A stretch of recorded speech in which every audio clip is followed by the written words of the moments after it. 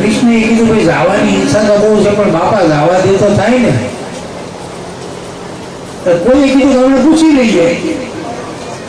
ભલે નંદ મહારાજને પૂછ્યું છે કે પિતાજી જો તમે કહો તમે ગોકુળ મથુરા જોવા જઈ, અને નંદ બાબાએ કીધું નહીં હું તને ઓળખું છું તો અત્યારે મીઠી મીઠી વાતો કરસ પણ તું વ્રજમાં જે કરતો નહીં અહીંયા ન થાય.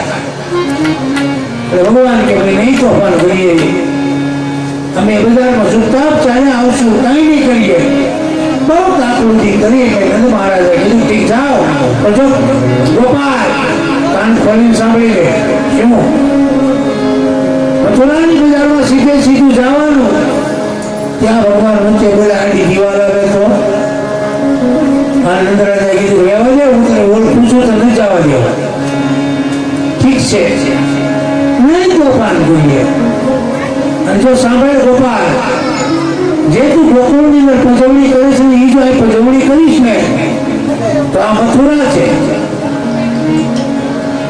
નહીં કરીએ. ગોપાલ ખાસ સાંભળી લેજો, મથુરાની બજારમાં કોઈની સાથે ઝઘડો નથી કરવાનો. ત્યાં કૃષ્ણએ કીધું કે પડકાર કરે તો નંદરાજાએ કીધું બંધરાજ નથી જવું. ફરી કાકલુજી થઈ છે. અને આજ ભગવાન કૃષ્ણ પહેલી વાર જિંદગીમાં જે ભગવાન શ્રી રામ પોતાની બાળલીલાથી પ્રથમ વિશ્વામિત્રના આશ્રમે ગયા હતા એમાં આજ ભગવાન કૃષ્ણ પ્રથમ વખત મથુરાની અંદર આવ્યા છે.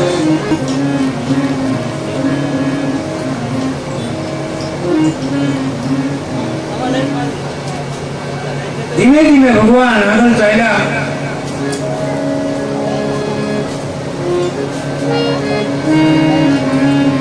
એક જગ્યાએ ધોબી કપડા ધોતો હતો, પોતાને ત્યાં કપડા સંતા, એમાં ભગવાન પંચરંગી કપડા જોયા, ચકમકતા એકદમ હરાટ કરતા કપડા જોયા એટલે ભગવાન સીધા ધોબીની દુકાનમાં ગયા. ધોબી કે તમને ઓળખે છે? ધોબી કીધું હા તમે ગોવાળિયા છો, તમને શું બીજી ખબર?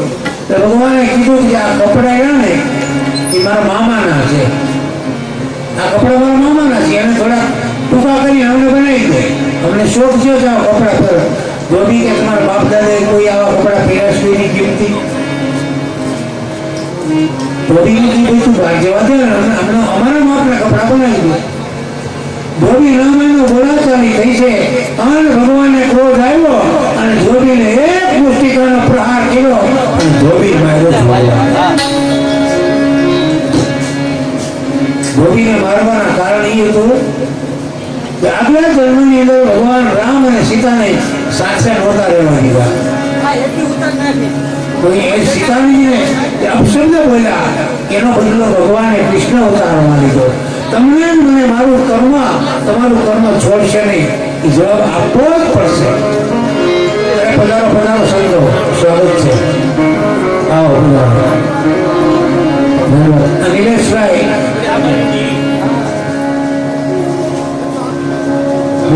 કે આવી જજો મિનિટ માટે.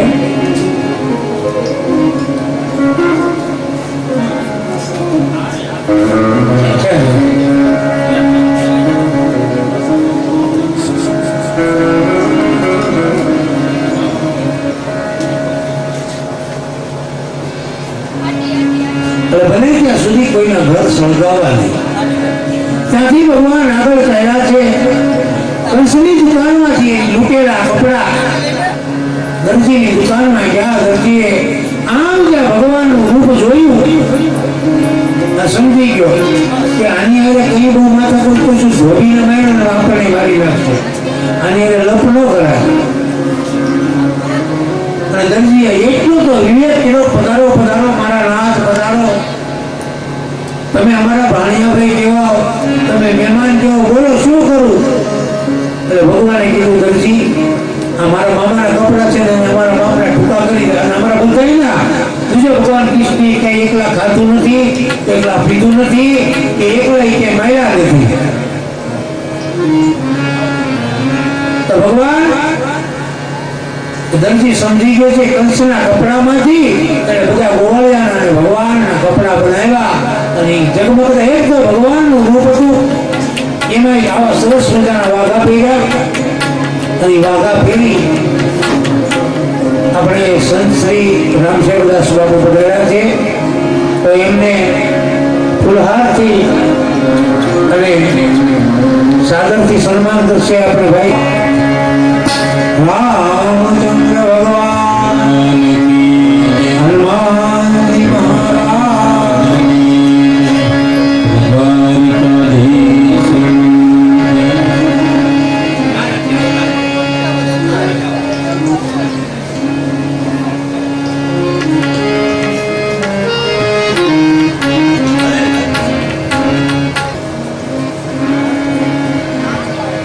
ત્યાંથી ભગવાન આગળ ચાલ્યા. એક તો ભગવાનનું રૂપ હતું, બીજું પૂર્ણ બ્રહ્મ અવતાર હતો, ત્રીજું બાળ લીલા ચાલતી હતી. અને એ બાળ લીલામાં ધીમે ધીમે ભગવાન મથુરાની બજારમાંથી નીકળ્યા. તો આગળ જતા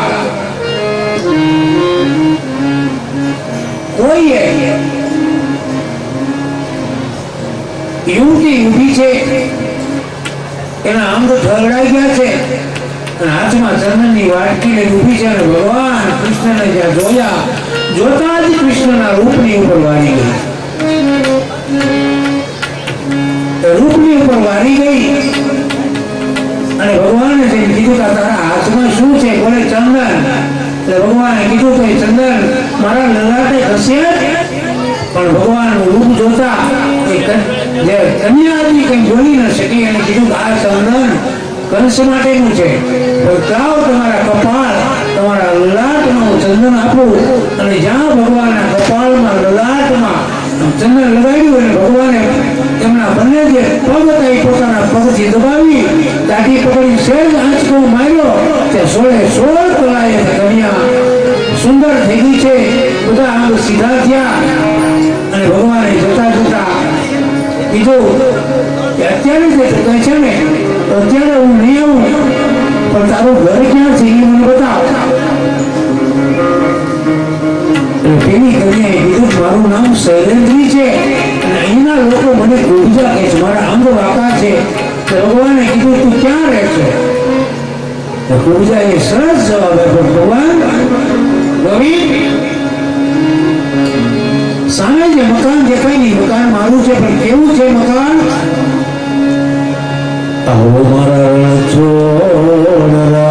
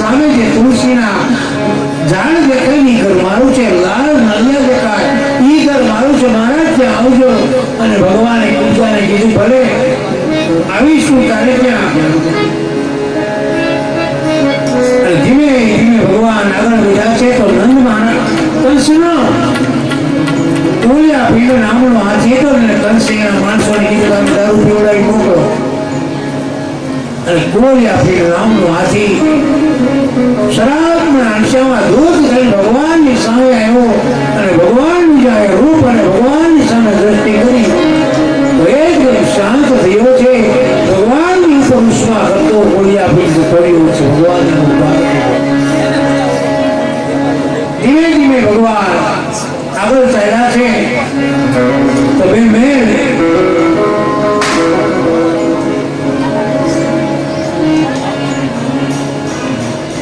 ધીમે ધીમે ભગવાન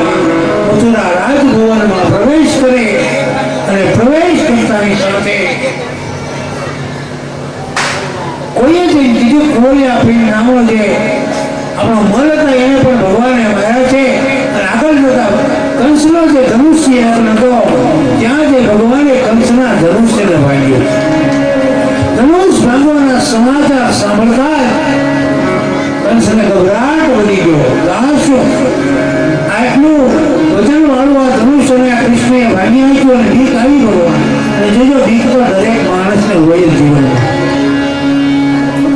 અને ડર વગરનો માણસ નકામો. ડર વગરનો માણસ નકામો.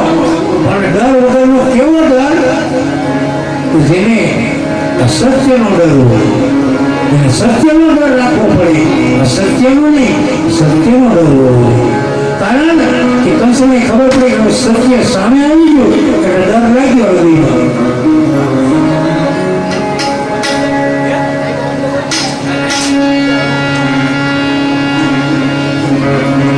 ધીમે ધીમે ભગવાન આગળ ગયા અને ચાણૂર અને મુષ્ટિક નામના જે પહેલવાન હતા એની સાથે ભગવાનને ભયંકર યુદ્ધ થયું અને ભગવાન આગળ જતા કંસના રાજભવનમાં ગયા. પરંતુ ઘટના તો એવી બની કે હું ખાલી કહેવાનું નાનો છું, આખા જગતનું બાપ છું. ધીમે ધીમે ભગવાન આવ્યા છે. આત્મા રહેલી વાંસુરી ભગવાન વાયુમાં કમર ઉપર વીતી. ભગવાન રૂપ હશે જાણે બચોરાની બધા ચંદ્ર નીકળ્યો હોય એમ ભગવાન ધીમે ધીમે કંસના રાજભવનમાં ગયા. કંસની રાજભવનમાં જતા ખબર પડી કૃષ્ણ આવ્યા અને ભગવાન કૃષ્ણે કંસને પ્રચાર કર્યો. યાદ થઈ જાઓ મનમાં પિતાનો બદલો લેવા આવ્યો છો આજે. અને કંસને કરતા કંસને ખબર પડી કે આજના વર્ષમાં કંસને સ્વયંવર ભગવાન કિનારે પડતા દેખ્યો. આમાં ગણિત તો છે. કંસ ઉભો થયો છે. કંસ ભગવાનને મારવા જાય તો ભગવાન એટલું ગળતી જતા રહે. કંસને હાથી લ્યો અમારથી બલરામે કીધું હવે મોડું ન કરાય. અને કંસ અને કૃષ્ણની વચ્ચે એકબીજાની પર હાર કરે અને ભગવાન કૃષ્ણે આ પોતાના એક હજારની અંદર હજારો હાથીઓનો બળ જમા થયો અને એક પિતાનો પ્રહાર કર્યો. કંસ ધરતી પર ગયો છે. મુખમાંથી લોહી નીકળ્યો. લોહી નીકળ્યાની સાથે ભગવાને બીજો મુષ્ટિકાનો પ્રહાર કર્યો.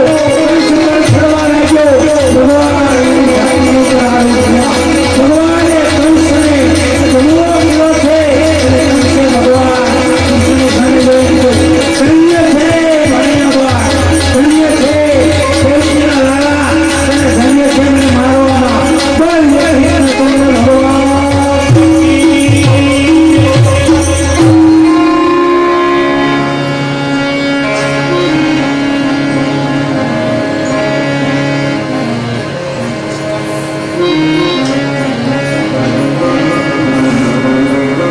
અને કંસને મૃત્યુ પાછળ ઘડીઓ ગણા દીધી. એટલે ભગવાન કૃષ્ણએ પૂછ્યું મામા તમે આટલા બધા ક્રૂર અને ઘાતકી કેમ બની ગયા? અને કંસે બહુ સરસ જવાબ આપ્યો હતો ગોવિંદ તું મારી બહેનનો ભાણિયો છે. તારી માં દેવકી મને બહુ પ્રિય હતી. પરંતુ કમનસીબી એ હતી કે ગોવિંદ તારો જન્મ અને મારો જન્મ એટલો જ ફેર છે કે તું કાળા ગ્રહની અંદર જન્મો ને તો ત્યારે થાળી નહોતી વાગી. અને મારામાં એવું છે કે હું જ્યારે જન્મ્યો ત્યારે અંધારા હતા. મારા જન્મ વખતે પણ થાળી નહોતી વાગી. ગોવિંદ હે કૃષ્ણ તારી અને મારી બંનેની એક રાશિ છે. મારું નામ કંસ છે, તારું કૃષ્ણ છે. સમાજમાં જ્યારે તમારા જયારે તમને ધક્કો મારે ને સમાજના બીજા કોઈ એમ નહીં મારે કે આ જોજો તમને તમારા જ યાદ રાખજો,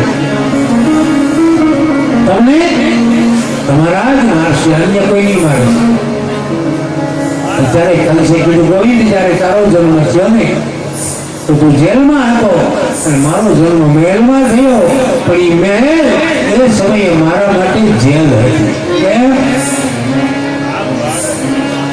કંસ ખરેખર ઉગ્રસેન મહારાજનો દીકરો નહોતો.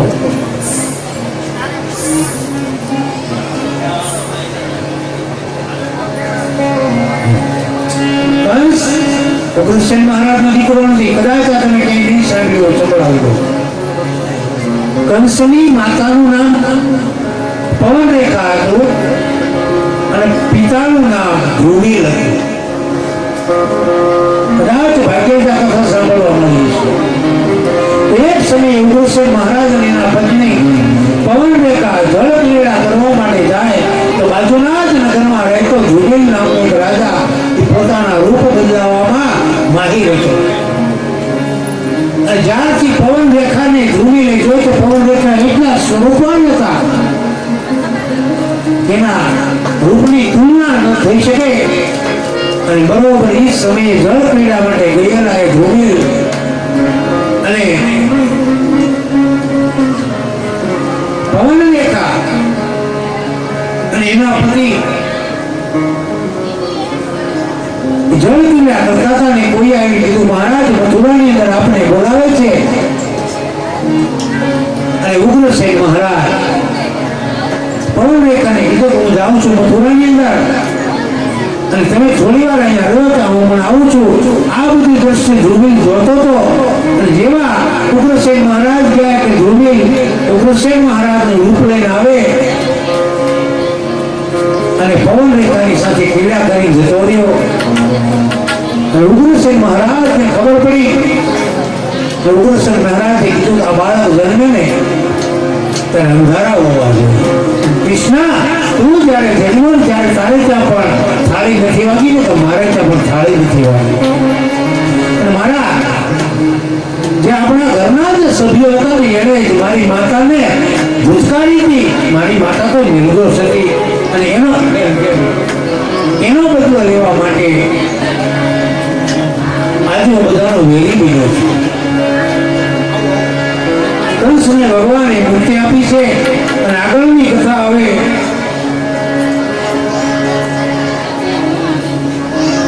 ભગવાન ગુંજાની ઘરે આવશે એ કથા. ત્યાર પછી કાલ્યવન નામના સુરની કથા, જરાસંધની કથા અને પછી ભગવાન જે વિદર્ભ દેશથી કન્યાનું હરણ કર્યું એ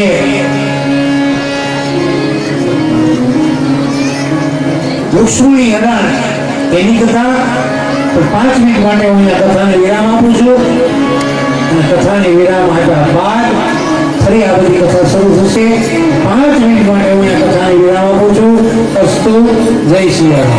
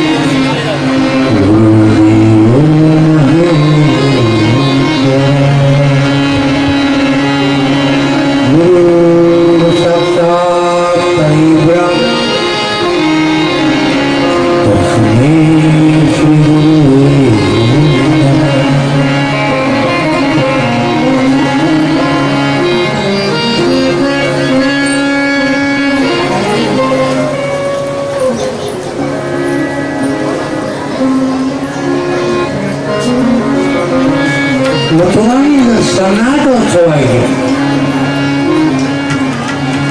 મથુરાની અંદર સન્નાટો છવાઈ ગયો. બધા વિચાર કરે કે આ શું થયું?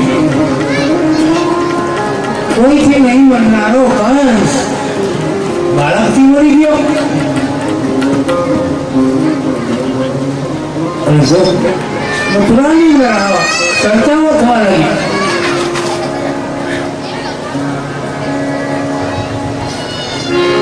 બધાનો તો વિચાર કર્યો છે કે આ સ્વયં નારાયણ હોય એવું લાગે છે.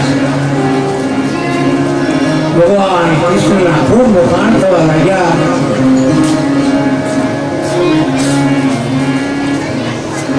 ભગવાન કૃષ્ણે પોતાના નાનાને જેલમાંથી મુક્ત કરાવ્યા અને મથુરાની રાજગાદીનું શાસન ઉગ્રસેન મહારાજને સોંપ્યું.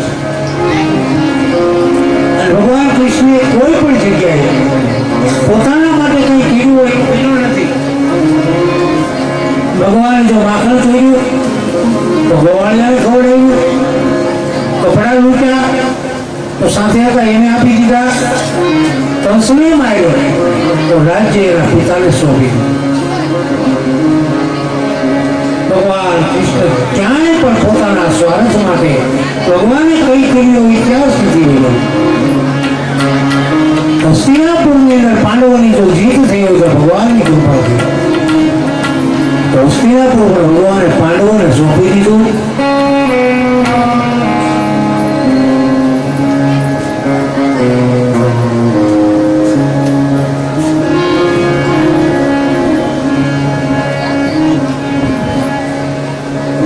અને ધીમે ધીમે ભગવાનની કીર્તિ ચોતરફ ફેલાવા લાગી. અને કીર્તિ ફેલાતા ફેલાતા ઉગ્રસેન મહારાજને રાજ્ય સોંપ્યું છે. ભગવાનનો જયકાર થવા લાગ્યો.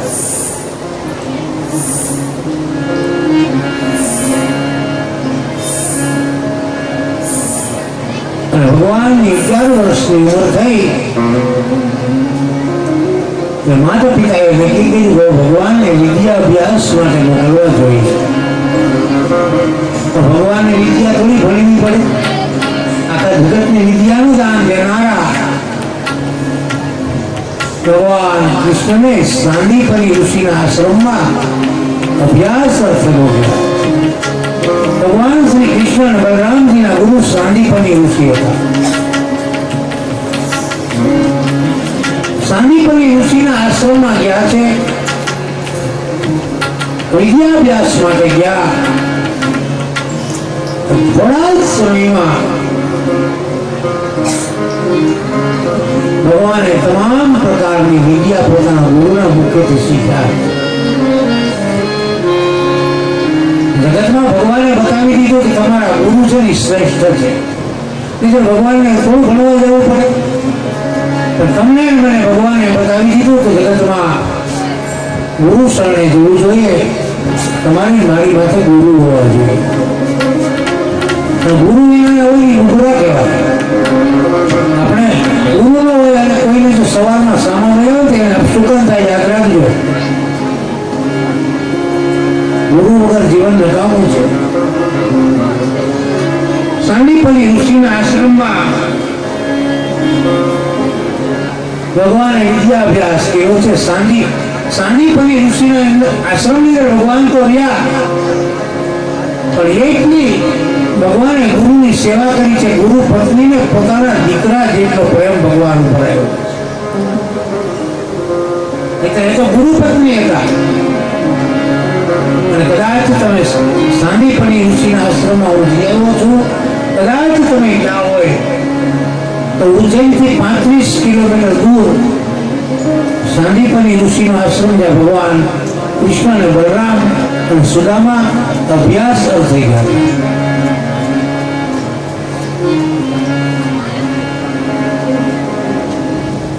અભ્યાસ પૂર્ણ થયો છે. ભગવાન કૃષ્ણને વિદાય માંગી છે, પણ ગુરુ પત્નીનો જીવ ન ચાલ્યો. અને કીધું કૃષ્ણ તમે રોકાઈ જાઓ. આવો પ્રેમ કૃષ્ણ ઉપર હતો. કૃષ્ણ તમે રોકાઈ જાઓ બંને ભાઈઓ, અને અમારી સાથે જ રહો કાયમને માટે. સાંદીપની ઋષિએ કીધું છે દેવી, તમને જેમ તમારા દીકરાનો મોહ હતો ને એમ એની જનતાને પણ એના દીકરાનો મોહ હોય, માટે આપણે જવા દેવા જોઈએ. ભગવાન કૃષ્ણે આ ગુરુને કીધું ગુરુ દક્ષિણા માંગો.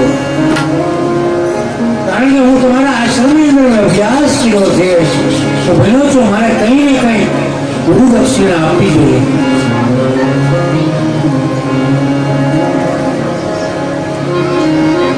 અને ગુરુનું વાક્ય શિષ્ય ક્યારેય ઉઠાપે નહીં. પ્રસંગ યાદ આવ્યો છે મને. પ્રથમ દિવસની કથામાં મેં કીધેલું શ્રીમદ ભાગવતની કથા લખવા માટે ગણપતિને બોલાવવામાં આવ્યા. ગણપતિને બોલાવ્યા પછી ગણપતિ મહારાજ શ્રીમદ ભાગવતની રચના લખતા જાય, એનું વિવરણ કરે, વર્ણન કરે, અને એની એક બાજુની જગ્યામાં ભગવાન વેદવ્યાસને એક બાજુ,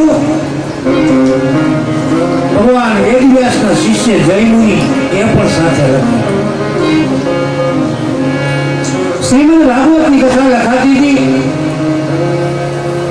એમાં ભગવાન વેદવ્યાસને સમાધિ લાગે અને સમાધિ ભાષામાંથી જે શબ્દો નીકળે એ ભગવાન વેદવ્યાસ બોલે અને ગણપતિ અને જયમુનિ લખતા જાય.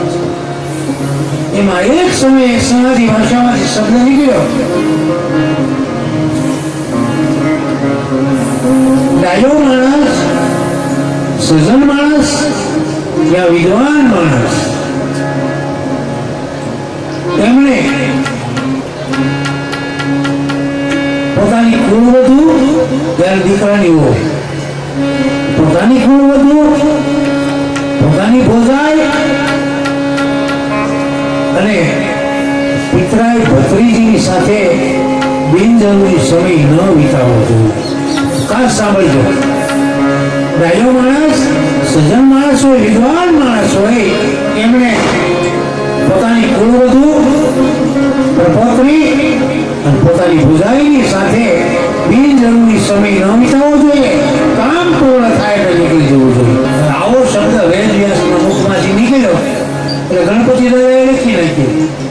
કારણ કે ગણપતિને એમ હતું ભગવાન વેદવ્યાસનો શબ્દ એ બ્રહ્મનો શબ્દ છે અને એ શબ્દ ખોટો હોય નહીં, અને ગણપતિ મહારાજે લખી નાખ્યું.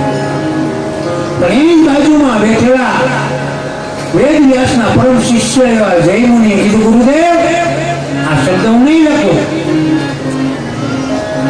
જાગો, સમાધિમાંથી બહાર આવો.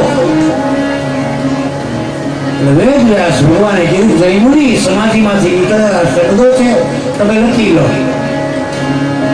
જયમુનિ કીધું, નહીં ગુરુદેવ, હા સૂત્ર મને જરા ઉગ્ર લાગે છે, આવું નહીં લખું. આવું થોડું બને કે ડાયો માણસ, વિદ્વાન માણસ, સજ્જન માણસે પોતાની ભોજાઈ, પોતાની કુળવધુ કે પ્રપોત્રીની સાથે શું રહે તો શું ડાયો અને સજ્જન માણસ ભાન બોલે? જયમુનિએ કીધું, જયમુનિને વ્યાસજીએ કીધું, જયમુનિ તમે લખી લો, શબ્દો સમાધિ ભાષાના છે. જયમુનિએ ના પડી, ગુરુદેવ આ શબ્દ હું નહીં લખું. પછી શાસ્ત્રો અટકી પડશે મહારાજ, શ્રીમદ ભાગવતની કથા વાંચી હું નહીં લખું. અને વેદવ્યાસની સમાધિ તૂટી યોગથી જોયું તો યોગમાં દેખાણો કે અત્યારે શ્રીમદ ભાગવત લખવાનો યોગ નથી. ગણપતિ મહારાજને કીધું, વેદવ્યાસ ભગવાને જાઓ, તમે થોડા દિવસ આરામ કરો. અને જયમુનિને કીધું, કઈ વાંધો નહીં, શાસ્ત્ર ભલે અટકે, તમે તમારું કામ કરો. શાસ્ત્ર અટકી પીડ્યું, લખવાનું બંધ થયું. શાસ્ત્ર બંધ થયું. એક સમય એવું બને છે કે રાત્રિનો સમય છે, બધા શિષ્યો પોતપોતાના આશ્રમની અંદર જે પોતાની કુટિયાઓ હતી, કુટિયાની અંદર રાત્રે બધા શિષ્યો સુતા છે, પોતપોતાની કુટિયા છે, અને બરોબર ધીમો ધીમો વરસાદ શરૂ થયો. ક્યારેક ક્યારેક વીજળીનો ચમકાર થાય. એવા સમયે બરોબર રાત્રિનો સમય છે, ભગવાન કઈ કીધું નહીં ભાઈ, આવતી શું અમારી આવડ કરી ચાલુ તો બંધ થઈ જાય. ધીમું ધીમું મારી આગળ રાખ્યું હતું. ધીમે ધીમે વરસાદ શરૂ થયો છે. મેઘની મંડાણી છે અને એ મેઘની અંદર ક્યારેક ક્યારેક મોરલાનો ટહુકાર સંભળાય, ક્યારેક ક્યારેક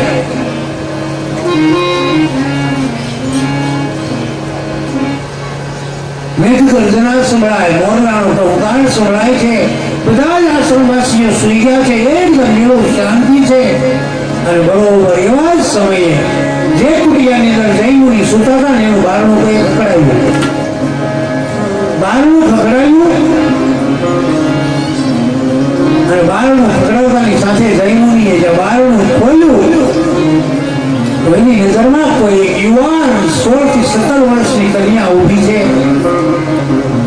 વીજળીના ચમકારાની અંદર દેખાતું એનું એ શરીર, એનું રૂપ, અને એ રૂપને જોતા જૈમુનિએ કીધું આપ કોણ છો? પેલી જે કન્યા હતી 16-17 વર્ષની યુવતી, એને કીધું મહારાજ હું મારા ગામથી સામે ગામ જતી હતી, વરસાદ એટલો આવે છે અને હું સ્ત્રી છું, મને ડર લાગે છે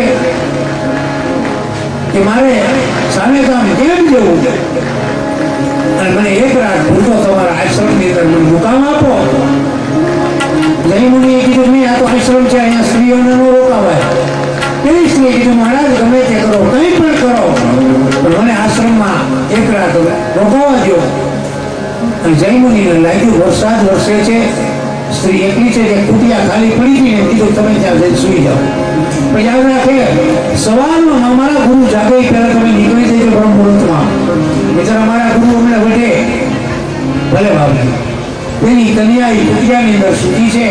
થોડીક વાર થઈ જૈમુનિ એની કુટિયામાં સૂતા, પણ વરસાદથી ભીંજાયેલું એનું એ શરીર, એના એ બોલવાની ચટા, એની વાળની લટમાંથી જે પાણીના ટીપા પડતા હતા એ મનમોહક રૂપ જોયું જૈમુનિને ઊંઘ ન આવી. જૈમુનિથી 4 પડી કન્યાને પૂછ્યું કોણ છે, અને જૈમુનિએ જઈને બારણું ખટખટાયું. પેલી કન્યાએ કીધું કોણ? તો કે હું જૈમુનિ. ખોલો. કન્યાએ કીધું હું બારણું નહીં ખોલું, મને જૈમુનિએ ના પાડી છે. છતાં ન ખોલ્યું એટલે જૈમુનિ કુટિયાની ઉપર ચડ્યા, કુટિયા તોડી અને અંદર પડ્યા છે. પેલી કન્યા તો ગભરાઈ ગઈ. મહારાજે આશયો આપે ગઈ, કીધું ગભરાવાની જરૂર નથી, હું તને એક પ્રશ્ન પૂછવા આવ્યો. બોલો શું? તારા લગ્ન થઈ ગયા છે? પેલી કન્યાએ કીધું ના મહારાજ હું તો કુંવારી છું. તારે લગ્ન નથી કરવા? તો કે કરવા છે. તો કે તારે કેવો મૃત્યુ જોઈએ? પેલી કન્યાએ કીધું કોઈ વિદ્વાન હોય, કોઈ જ્ઞાની માણસ હોય, કોઈ મહાપુરુષ હોય તો મારે લગ્ન કરવા છે. અને જૈમુનિએ તરત ઈશારો કર્યો હું કેવો લાગુ છું? અને કન્યાએ કીધું તમારા જેવો જો વિદ્વાન માણસોને મળતો હોય તો હું લગ્ન કરવા માટે રાજી છું.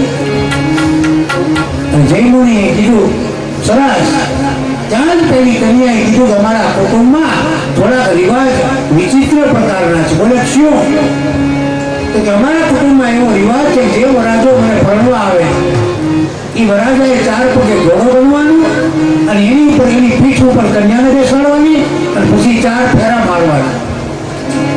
એટલે જૈમુનિએ તરત કીધું આ બધું જાહેરમાં કાંઈ ખાનગીમાં. એટલે પેલી કન્યાએ કીધું આપણે લગ્ન કરવા છે, આપણે અહીંયા. અને તરત જૈમુનિએ કીધું તો 400-108 ફેરવી.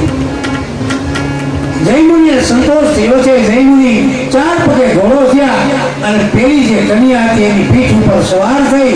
જૈમુનિએ 4 ફેરા 4 ચક્કર લગાવી છે. કન્યા પીઠ ઉપરથી ઉતરી અને જૈમુનિ એમ લાગ્યું કે આ કન્યા હવે મને મળી ગઈ, મારા લગ્નની સાથે થશે.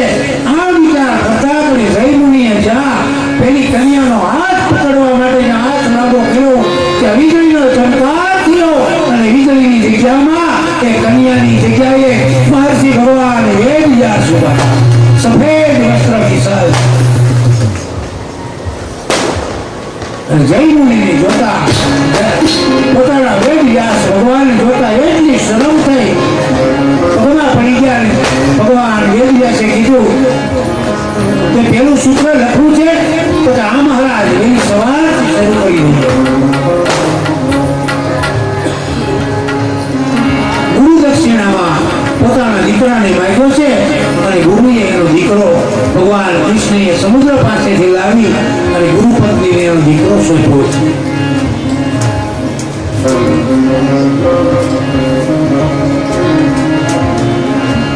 અને આ બાજુ ભગવાન કૃષ્ણએ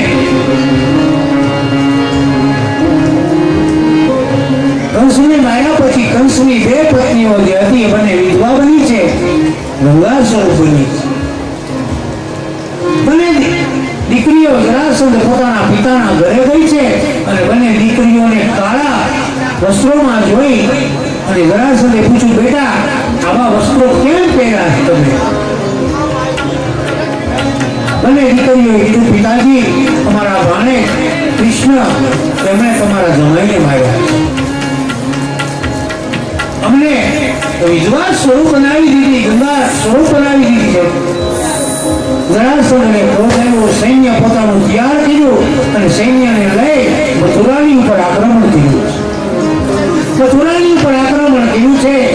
ભગવાન કૃષ્ણ નહીં મળતા જરાસંધ પાછો જતો રહ્યો અને વારંવાર જરાસંધ મથુરાની ઉપર ચડાઈ કરે ને ભગવાન કૃષ્ણને લઈ, મારા કારણે મથુરાની પ્રજા હેરાન થાય.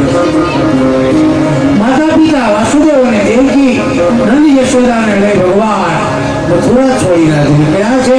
ધીમે ધીમે ભગવાન નક્કી કરીને પોતાના મથુરાથી છોડ્યા પછી ભગવાન સૌરાષ્ટ્રના દરિયા કિનારે આવ્યા છે અને વિશ્વકર્માને આજ્ઞા આપી કે તમે અહીંયા એક સોનાની નગરી બનાવો અને અમારો રાજભવન બેટની અંદર બનાવો. અને ભગવાને દ્વારિકાપુરીનું નિર્માણ થયું. વિશ્વકર્માએ દ્વારિકા નગરી બનાવી. બોલીએ દ્વારિકાધીશ.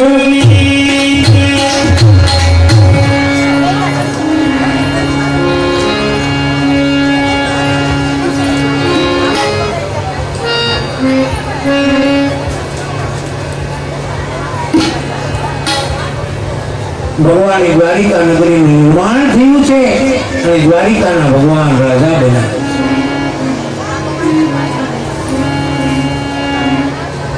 દ્વારિકાનું નિર્માણ થયું, દ્વારિકાના રાજા બન્યા. બધા સુખ ચેનથી રહેવા લાગ્યા. અને કોઈએ જરાસંધને કીધું કે કૃષ્ણ મથુરા છોડી અને દ્વારિકામાં રહેવા લાગ્યા છે. જરાસંધ આવી અને જોયું તો ફરતો સમુદ્ર છે અને વચ્ચે દ્વારિકાપુરી છે. જરાસંધ પોતાનું સૈન્ય લઈને જતો રહ્યો અને કાલ્યવન નામના અસુરને કીધું કે તું જા, જ્યાં શ્રી કૃષ્ણ હોય ત્યાં એને મારીને આવતો રહે. અને આ બાજુ એવી ઘટના ઘટી છે. કાલ્યવન નામનો અસુર આવ્યો છે અને ભગવાન કાલ્યવન અસુરની સાથે લીલા કરતા કરતા ભગવાન ભાગ્યા છે. દ્વારિકાપુરીથી ભગવાન નીકળ્યા અને જુનાગઢ આવ્યા. અને જુનાગઢ આવી ભગવાને ગિરનારની ફરતી 3 પરિક્રમા કરી છે. જેથી આપણે ભગવાન નથી જતા, આપણે લીલી પરિક્રમા કરવા, એનો અર્થ એ છે લીલી પરિક્રમા કરવા જાય ને જુનાગઢ ગિરનારની પરિક્રમા માટે.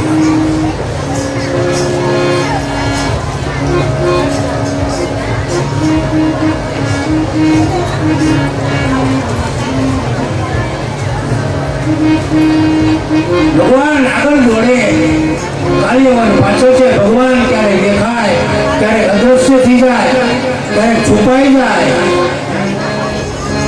કાલ્યવન પાછળ દોડે અને ભગવાન જે મુસ્કંદ રાજાની ગુફા હતી એ મુસ્કંદ ગુફાની અંદર ભગવાન સંતાયા. એ મુસ્કંદ ગુફાની અંદર મુસ્કંદ મહારાજને ભગવાને વરદાન આપેલું કે તારી કોઈ નિંદ્રા બગાડશે અને જેવી તારી નજર એની ઉપર પડશે એ બળી ભસ્મ થશે. આ બાજુ હવે તો વગર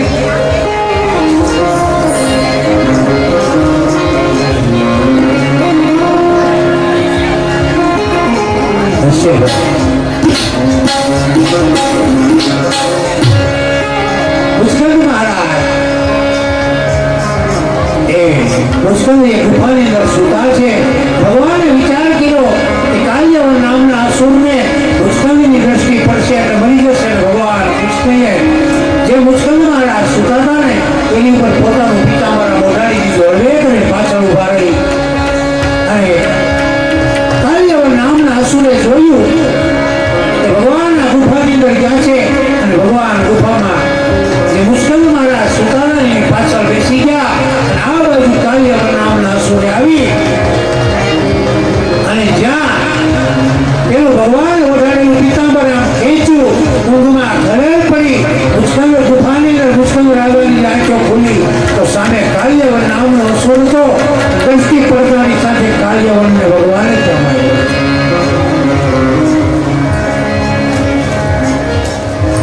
હવે તો ભગવાન યુવાવસ્થા થઈ છે અને ધીમે ધીમે ભગવાનની એ કીર્તિ ચોતરફ ફેલાવા લાગી છે. અને કન્યાઓ સપના જુએ છે, ભગવાન કૃષ્ણ મારો પતિ બને, ભગવાન કૃષ્ણ મારો પતિ બને.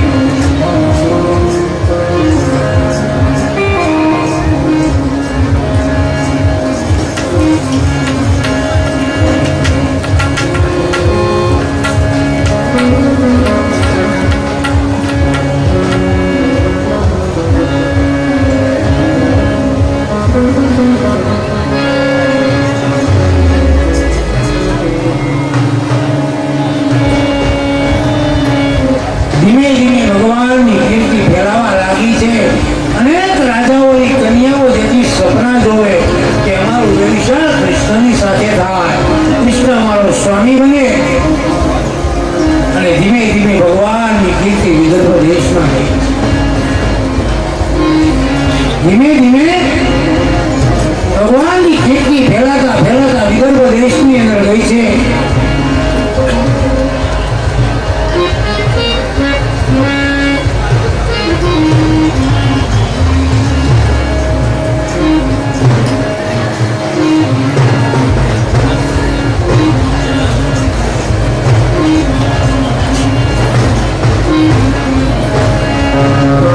વિદર્ભ દેશની અંદર ભગવાનની કીર્તિ ગઈ છે. વિદર્ભ રાજાની એક કન્યા જેનું નામ છે રૂક્ષ્મણી. એ રૂક્ષ્મણીએ ભગવાનના રૂપના વાત બધી સાંભળી છે, એના વખાણ સાંભળ્યા અને રૂક્ષ્મણીએ મનોમન નક્કી કર્યું કે હવે મારા પતિ ભગવાન દ્વારિકાના કૃષ્ણએ હું વરીશ, અન્ય કોઈ વરીશ નહીં, આવું મનમાં પ્રણ લીધું છે. પણ હવે રાજકુમારી અને ક્યાં વિદર્ભ દેશ અને ક્યાં દ્વારિકા નગરી, એમાં એક દિવસ બરોબર સવારના સમય છે. રૂક્ષ્મણી પોતાના ઝરૂખાની અંદર બેઠા છે અને એ સમયે બ્રાહ્મણ દેવતા ત્યાંથી નીકળ્યા છે. બ્રાહ્મણ અને રૂક્ષ્મણીએ કીધું કે ગોર મહારાજ અહીંયા આવો, કામ છે. ગોર મહારાજ એમ કે આ તો રાજાની કન્યા છે, બોલાવે જવું પડે. અને બ્રાહ્મણ દેવતા છે ગયા એટલે રૂક્ષ્મણીએ પોતાના ગળાની અંદર રહેલો એક જે હાર હતો કિંમતી, એ બ્રાહ્મણ દેવતાને આપી દીધો. ભૂલો તો લઈ જાઓ. બ્રાહ્મણ દેવતા તો મેં કંઈ કીધું નહીં, કંઈ કામ નું કીધું, કઈ શબ્દ નો નાખ્યો ને તમે હાર આપી દીધો. બોલે હા તો તું કે કામ હવે તમારે કરવાનું છે. શું ગોરદાદા કે તમે દ્વારિકા નગરી જોઈ છે? ગોરદાદા કે મેં જોઈ નથી, સાંભળ્યું છે, ત્યાં છે ખરું દરિયા કિનારે. એટલે રૂક્ષ્મણી કીધું તમે ત્યાં જાઓ, અમારો સંદેશો લેતા જાઓ અને જ્યાં જ્યાં સંદેશો આપજો. ગોરદાદાને હાર આપ્યો છે. ગોરદાદાને સંદેશો આપ્યો અને સંદેશામાં લખેલું હતું રાજમાન રાજેશ્રી, રાજમાન રાજેશ્રી શ્રી દ્વારિકાધીશ કૃષ્ણાય નમઃ. વિદર્ભ દેશની એટલો સુંદર સંદેશો લખ્યો છે. પહેલા તો મોબાઈલ કે આપણે આવું કઈ હતું નહીં, ફોન સંદેશો લખ્યો છે રૂક્ષ્મણી દેવીએ. અને બ્રાહ્મણ દેવતાને કીધું તમે મોડું નહીં કરતા, કારણ કે જો તમે મોડું કરશો ને તો મારા પિતા અને મારો ભાઈ ઋતુમ્બરને સાથે મળી અને મને શિશુપાલની સાથે પરણાવી દેશે. અને ગોરદાદાને સોનાનો હાર આપ્યો, ગોર બાપાની હાર ફરી ગઈ. અને આ બાજુ રૂક્ષ્મણી રોજ રાહ જુએ અને જોઈએ તમે દીકરા દીકરીની પસંદગી થઈ જાય, એકબીજા જોવે. હવે તો સારું છે, ફોનની સુવિધા થઈ ગઈ, મોબાઈલની ગમે ત્યારે વાત કરી શકે, વિડીયો કોલ કરી શકે. પણ એક સમય એવો હતો સંબંધ થયા પછી ત્યાં મળવા ન જવાય, એ બાજુ જવાય નહીં તો ટીકા કરે તો ફલાણાનો જમાઈ કુંવારો છે ને આવ્યો આવી બધી મને ઘણી વાતો હતી બધી. નહીં વર અને કન્યા દીકરી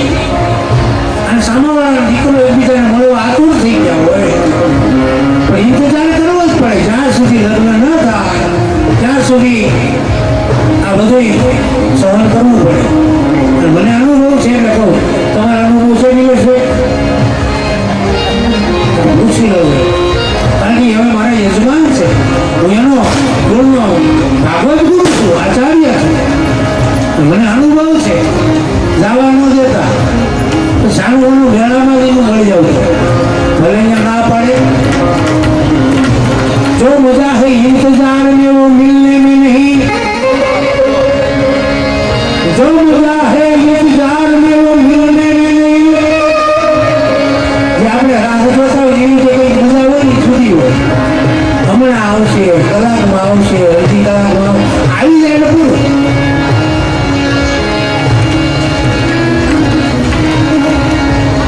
जो मजा है इंतजार में वो मिलने में नहीं.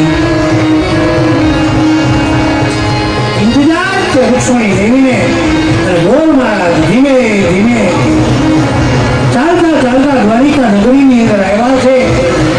અને દ્વારિકા નગરીના દ્વારપાલને જેમ કીધું, તમે તમારા મહારાજા કૃષ્ણને કહો કે આપણે કોઈ વિદર્ભ દેશથી બ્રાહ્મણ આવ્યો એ મળવા માંગે. દ્વારપાલે કીધું, તમે રોજ ઘણા બ્રાહ્મણ મળવા આવે છે, ભગવાન આરામમાં છે, એને આરામ કરવા દો. અને તમે આપણામાં નિયમ હોય, ચા કરતા કેટલી ગરમ હોય, રાજાને ખબર ન હોય પણ બીજા પટાવાળા બળ કરતા હોય. દ્વારપાલે કીધું કે અહીંયા રોજ આવે છે. એટલે પેલા બ્રાહ્મણ દેવતાએ કીધું કે તમે જાઓ તો ખરા, એકવાર મારો સંદેશો આપો કે વિદર્ભ દેશથી કોઈ બ્રાહ્મણ આપણે મળવા માંગે. અને દ્વારપાલ ભગવાન કૃષ્ણને જેમ કીધું કે મહારાજ કોઈ બ્રાહ્મણ આવ્યો છે, બ્રાહ્મણ આપણે મળવા માંગે. મળવા માંગે છે? બોલે હા. અને ભગવાને કીધું, જાઓ બ્રાહ્મણ દેવતાને માનપાન સાથે લઈ આવો. દ્વારપાલને આજ્ઞા થઈ છે. અને પેલા બ્રાહ્મણ દેવતા અંદર આવ્યા એટલે ભગવાને સન્માન થયા. પછી બ્રાહ્મણ દેવતાએ કીધું, મારે કામ છે તમારું. ભગવાને કીધું, બોલ. કે અહીં નથી કેવું તો એક બાજુ હાલો. ભગવાન કીધું છે, હું બ્રાહ્મણે કીધું કે તમારે લાભનું છે. ભગવાન કે તો એક ખંડની અંદર ભગવાન ગયા છે. બ્રાહ્મણ દેવતાએ સંદેશો કાઢ્યો અને સંદેશાની અંદર લખેલું કે હે કૃષ્ણચંદ્ર, આપ સમયસર નહીં આવો ને તો મારો પિતા, મારો ભાઈ રૂપા મને શિશુપાલની સાથે પરણાવશે. અને જો એ નક્કી થશે તો હું આત્મહત્યા કરી અને તમને સ્ત્રી હત્યાનો પાપ લાગશે. તન અને ધનથી હું તમને વળી ચૂકી છું. તમને મેં મારા પતિ તરીકે સ્વીકાર કરી દીધો.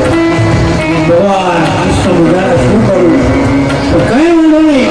ગોર મહારાજને કીધું, ચાલો મધ્યાહનનો સમય છે, તમે જમી લો. અને ગોર મહારાજને ભગવાન કૃષ્ણએ પોતાના રાજભવનમાં જમાડ્યા. ભગવાને પવન વેગી રથની ઉપર ભગવાન સવાર થયા. એટલે ભગવાને ગોર મહારાજને કીધું કે આ રથ ઉપર તમને બે હતા આવડશે ને? બોલે હા. કે એમાં તમે જે રથમાં બેસો છો, આ રથમાં બેસો એમાં ફેર તો. બોલે કેમ? કે તમે ખાલી ઊભું રાખો એમ બોલશો ને એટલી વારમાં 500 માઇલ મારો રથ જતો હોય. બ્રાહ્મણ દેવતા કે તો શું કરવું? બ્રાહ્મણ દેવતા કીધું, તમારા રથ લો ને, રથના જે સિદ્ધાંત છે એની સાથે ભગવાન મને બાંધી દો.